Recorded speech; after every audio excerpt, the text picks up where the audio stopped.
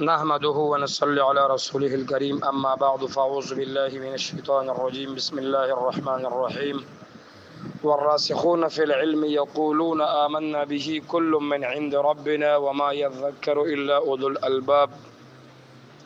محترم طلباء کرام ورونو، د هر یو اخیار طالب العلم دا تمنا ارزو او خواهش وي چې زه د کلک او مضبوط علم وکم.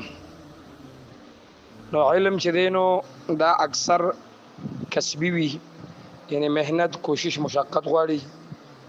علماء کرام او سلف صالحینو د راسخ فی العلم د پاره او د رسوخ په علم د پاره یو څو اسباب ذکر کړی دي چې یو سړی دا علم اله مضبوطیږي چې یو څو خبرې وي.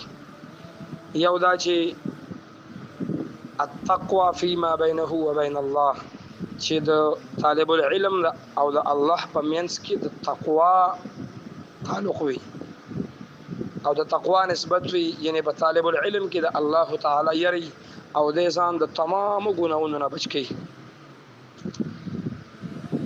دویم التواضع فيما بينه وبين الناس، چې د او د خلکو په منځ کې د تواضع انکسار او عاجزه معامله.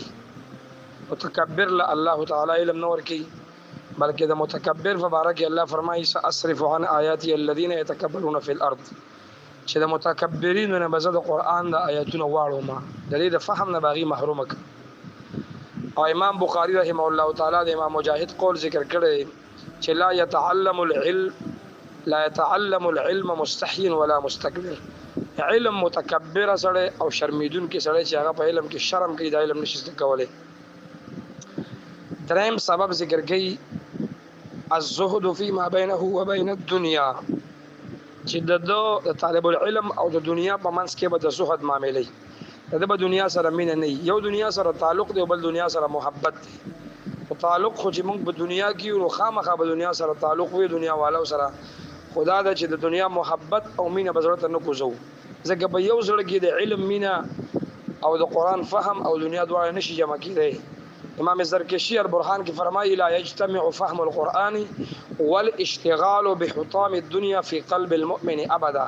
د قران فهم او د دنیا په سيزونو باندې اشتغال د یو مؤمن په ځل کې نه جمع کېږي. ما جعل الله لرجل من قلبين في جوفه، الله د یو مؤمن د بارا په خېټه کې او پسینه کې دوه نه دي ګرځولي، یو زړه دی نو په یو زړه کې بس د علم محبت ایک سے ہوتی ہے ہزاروں سے نہیں اور روشنی چاند سے ہوتی ہے ستاروں سے نہیں.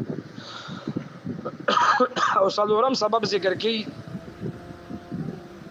المجاهده فيما بينه وبين النفس، چې د طالب العلم او د در نفس په مابین کې به د مجاهده تعلق وي، یعنی به مجاهده کی محنت بکی کوشش بکی. جو رتبہ بالا کے سزاوار ہوئے ہیں وہ پہلے مشقت کے طلبگار ہوئے ہیں. د اوچتو مرتبو خوب لیدون کی اغي مشقت او محنت کی اسنه ملاویږي. ومن رام العلا سحر الليالي، سوق چې د اوچتو مرتبو تمنا کی او قص کی نو هغه بشپیرونه. او الله تعالی فرمایي والذین جاهدوا فینا لنهدینهم سبلنا، او مجاهده باندې الله باندې لارې کولاوي، باندې دروازې کولاوي. زمارونو طلباء کرامو دا سلور اسباب چې دي دا د رسوخ په علم د لپاره زبردست ایټم نه، او په دې سره علم چې کوم دی مضبوطی کی په دې باندې د سلف او تجربه ده. ما اجمالی طور سره وی لا هر یو ځان له مستقله موضوع ده. الله دې موږ تاسو د عمل کولو توفیق راکړي. واخر دعوانا ان الحمد لله رب العالمین.